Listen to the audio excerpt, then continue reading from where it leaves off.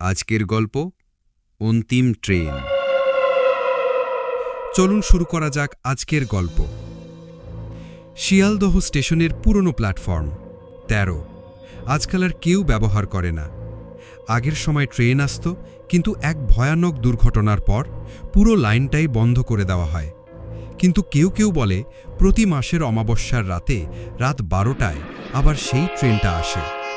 রাত ১১:৫০ একজন সাংবাদিক রুদ্রজিৎ ভূতের গল্পের সত্যতা যাচাই করতে ক্যামেরা হাতে সেই প্ল্যাটফর্মে অপেক্ষা করছে। সঙ্গে একটা টর্চ আর একটা রেকর্ডার। চারদিকে অন্ধকার, প্ল্যাটফর্মে ঝুলে থাকে বাতিগুলো মাঝে মাঝে ফ্লিকার করছে।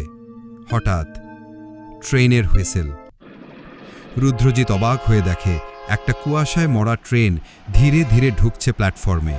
ট্রেনটা থেমে যায়, দরজা খুলে যায়, কিন্তু কেউ ওঠে না, নামে না। সে সাহস করে একটা কামরায় উঠে পড়ে। ট্রেনের ভিতর অদ্ভুত নীরবতা, কোনো আলো নেই, শুধু জানালা দিয়ে চাঁদের আলো ঢুকছে।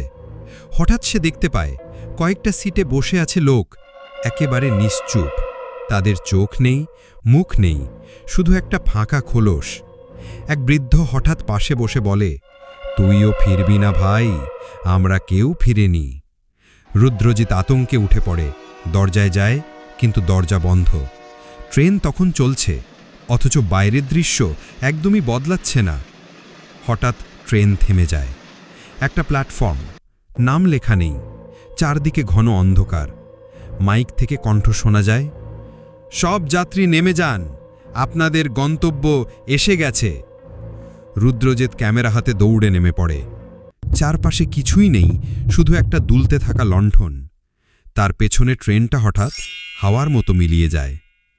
পরদিন সকালে শিয়ালদহ রেলওয়ে পুলিশ এক মৃতদেহ খুঁজে পায়, পুরনো প্ল্যাটফর্ম ১৩তে।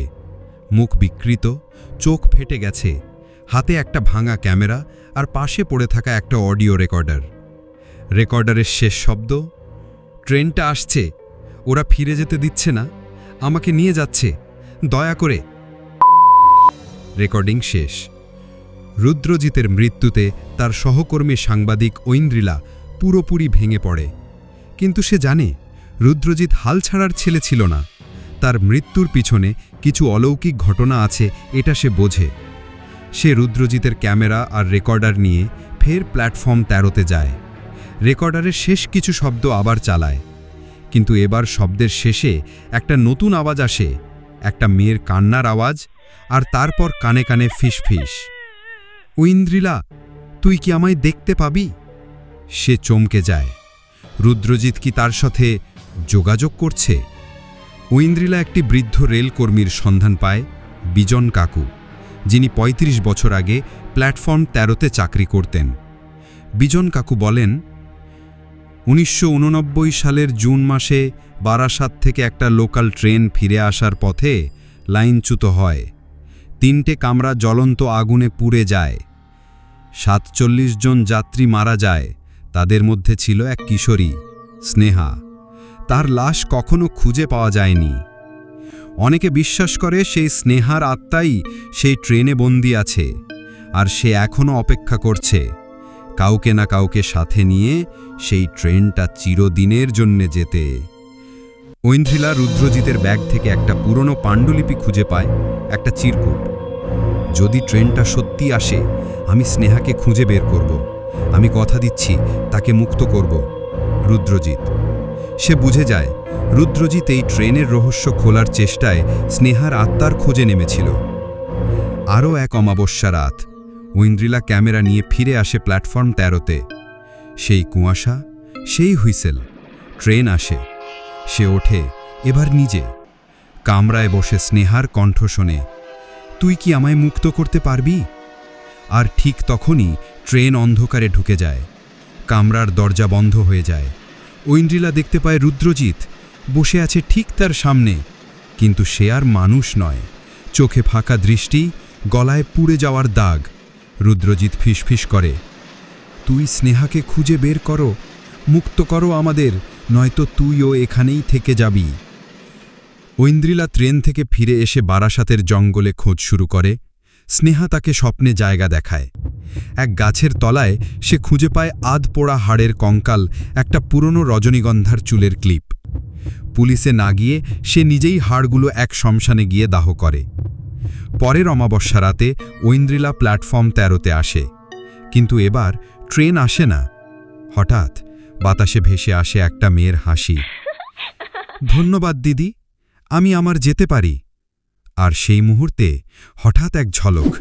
রুদ্রজিৎ দাঁড়িয়ে আছে প্ল্যাটফর্মের কানারে, হাত তুলে বিদায় জানায়, আর অদৃশ্য হয়ে যায় কুয়াশার মধ্যে।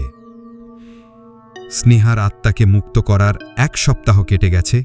ঐন্দ্রিলা এখন রাতে স্বপ্নে ঘুমোতে পারে না। প্রতিদিন সকালে উঠে দেখে তার ঘরের বারান্দা থেকে দরজার সামনে পর্যন্ত ভেজা পায়ের ছাপ। একদিন তার ঘুম ভেঙে যায় রাত 3টেয়। ঘরের এক কোণে বসে রয়েছে একটা মেয়ের ছায়া, চুলে রজনীগন্ধা। সে বলে, তুই ভুল করেছিস ঐন্দ্রিলা, একজন মুক্তি পেলেও অনেকেই বন্দী। ট্রেনের শেষ কামরায় এখন তোর জন্য জায়গা ফাঁকা। ঐন্দ্রিলা বুঝতে পারে ট্রেনটা কখনোই বন্ধ হয়নি। যে ট্রেন আত্মাদের বন্দি রাখে সেটি এখন ঐন্দ্রিলাকে ডেকেছে। সে ফিরে যায় প্ল্যাটফর্ম 13-তে। রাত 11:58। বাতাস ভারী হয়ে ওঠে। ঠিক 12টায় হুইসেলের শব্দ। আবার সেই ট্রেন, তবে এবার ট্রেন একদম নতুন রূপে, কালো ধোঁয়ায় মোড়া। কামরার ভিতর থেকে যেন কেউ চিৎকার করছে। ঐন্দ্রিলা উঠে পড়ে শেষ কামরায়। এই কামরাটা আগের থেকে আলাদা। এখানে শুধু আয়না, দেওয়ালের চারপাশে, সিলিংয়ে, এমনকি মেঝেতেও। ঐন্দ্রিলা আয়নায় দেখে সে একা নয়, তার পিছনে দাঁড়িয়ে আছে সেই সব আত্মারা যাদের সে কোনোদিন দেখেনি। চোখে পেরেক ঠোকা এক পুরুষ, গলায় দড়ি বাঁধা একটা বাচ্চা মেয়ে, মাথাহীন এক মহিলা, আর রুদ্রজিৎ। কিন্তু এই রুদ্রজিৎ একেবারে ভিন্ন। চোখে রাগ, গলায় ক্রোধ। সে বলে, তুই ভেবেছিলি স্নেহাকে মুক্তি দিয়ে শেষ করেছিস, আসল যাত্রী তো তুই নিজে। ট্রেন তোকে বেছে নিয়েছে শেষ যাত্রী হিসেবে। ঐন্দ্রিলা দৌড়ে পালাতে চায়, কিন্তু কামরার দরজা নেই। দেওয়ালের আয়নাগুলো হঠাৎ ফাটতে থাকে, আর প্রতিটা আয়নায় দেখা যায় ঐন্দ্রিলা ধীরে ধীরে অদৃশ্য হচ্ছে। সে চিৎকার করে, আমি মরিনি, আমি বেঁচে আছি। কিন্তু আয়না ফিসফিস করে, তুই সেই রাতেই ট্রেন থেকে পড়ে গিয়েছিলিস, শুধু বুঝতে পারিসনি। আস্তে আস্তে ঐন্দ্রিলা বুঝে যায় সে কখনোই স্নেহাকে মুক্ত করেনি, বরং ট্রেন তাকে বেছে নিয়েছিল সেই শুরুতেই, এবং তার আত্মা তখন থেকেই ট্রেনে বন্দী। শুধু একটা বিভ্রাম, একটা চক্র, একটা শীতল প্রতিশোধের খেলা। একটাই উপায় বাকি, নিজেকে আত্মবলিদান করে চক্রটা ভাঙা। সে নিজেকে শেষ কামরার দরজায় ছুঁড়ে ফেলে। হঠাৎ এক সকালে লোকজন দেখে প্ল্যাটফর্ম 13-তে ঝুলে আছে একটা চিরকুট। স্নেহা মুক্ত, আমি এখন ট্রেনের শেষ যাত্রী। নতুন কেউ এলে দেখে রেখো তার চোখ যেন খোলা থাকে, নয়তো আর কখনো ফিরতে পারবে না। ঐন্দ্রিলা। প্ল্যাটফর্ম 13 আবার বন্ধ হয়ে যায়। তবে কিছু রাতে লোকজন এখনও শোনে এক হালকা হুইসেলের শব্দ, আর দেখা যায় এক মহিলা ছায়া হাত নেড়ে বিদায় জানাচ্ছে শেষ কামরার জানালা থেকে।